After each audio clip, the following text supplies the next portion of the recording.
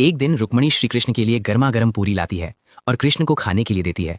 जैसे ही श्री कृष्ण पूरी को खाते हैं, पूरी गर्म होने की वजह से उनका मुंह जल जाता है और उनके मुंह से राधा शब्द निकल जाता है।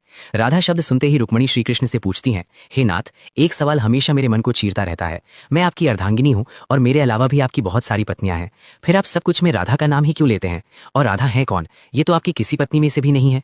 फिर श्री कृष्ण कहते हैं कि अभिमान करने से पहले एक बार बरसाना जाकर राधा से मिलकर तो आओ। फिर रुक्मणी बरसाना जाती है और राधा के महल के पास पहुंचती है। जैसे ही वह महल के अंदर आती है तो उन्हें बगीचे में एक लड़की दिखाई देती है। रुक्मणी उस लड़की से पूछती है, क्या तुम ही राधा हो? लेकिन लड़की बोलती है कि मैं राधा की दासी हूँ, राधा तो अपने कमरे में है। तभी रुक्मणी राधा के कमरे की ओर जाती है और सोचती है कि उनकी दासी इतनी सुंदर है तो राधा कितनी सुंदर होगी।